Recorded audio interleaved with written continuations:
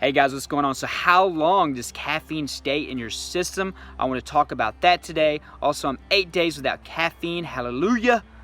So let's get right into that topic. How long does caffeine stay in your body? All right. If you're wanting to figure this out, you're probably just curious, or you just quit drinking caffeine and you're really wanting those toxins to get out of your body and you want to be caffeine free completely. Okay. Because that's always good whenever you quit something. You want it out of your system. You want to start fresh, especially if you've been drinking caffeine daily, all right, and you have a caffeine addiction. So the good news is, it does not take very long at all. The half-life for caffeine, which is basically the time it takes for it to get out of your body, the half-life is going to be 4 to 6 hours, all right? And that basically divides the amount of coffee that you had in half, and in 4 to 6 hours, that's how much you'll have left. So let me break this down a little bit. First off, it takes 30 to 60 minutes for caffeine to actually get into your bloodstream. From there, it'll take 4 to 6 hours for half of that to go away. So let's just say, for the record, you had 4 cups of coffee, which, you know, most people are having 2 to 3 if they're caffeine drinkers, but, you know, a lot of people have a lot more than that. So 4 cups of coffee. If you metabolize coffee at a fast rate at 4 hours for a half-life, that means in 4 hours you'll have 2 cups of coffee left. In 8 hours you'll have 1 cup of coffee left. All right? And in 12 hours you'll have half a cup of coffee left. And in 16 hours you'll have a fourth a cup of coffee left. So basically it would take about a full day to get all of that caffeine out, which is no big deal. 1 day is not a big deal. Now, what makes the difference between 4 hours and 6 hours for your half-life? All right, 4 hours is actually for somebody that drinks coffee pretty much often. Your body is used to metabolizing it, getting it in, taking it into your bloodstream, and then getting it out. Your body is just used to it. You've built up a tolerance, just the way it goes. 6 hours is more for somebody that doesn't drink caffeine as much. Maybe you're a weekend coffee drinker, or you're the occasional having an energy drink or something to study. That probably applies more for you. But even though those are the standards, everybody still is different.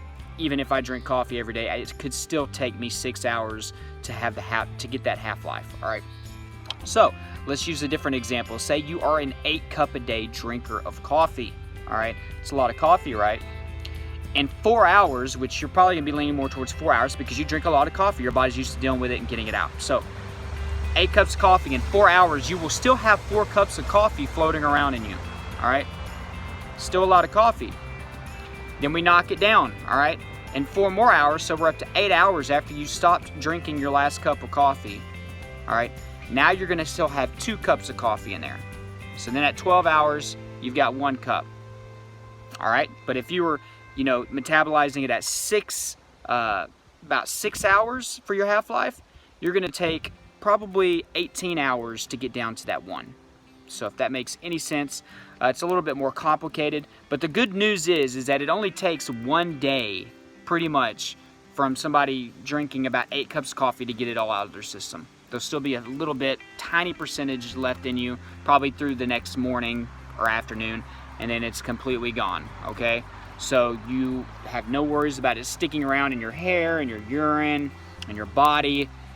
Your body does a good job at getting it out once you quit. So if you're stopping your caffeine habit or your daily coffee or soda drinking, congratulations, it's one of the best decisions you'll make. I'm now on day 8. I am feeling great. Haven't had any coffee or soda in 8 days. I never was a big tea or energy drink kind of person, so I didn't have to deal with that. Thank goodness, because energy drinks are rough. They are rough on your body. So tomorrow I'll have another video out, day 9. I don't know what the topic's going to be yet, but you stay tuned. Subscribe if you haven't hit that notification bell next to it to get updates whenever I have my videos. Also, like this video if you got some value out of it, and leave me a comment down below if you were surprised on how long it actually takes to get the caffeine out of your system. Also, follow my social networks down below, and you have a great day, guys.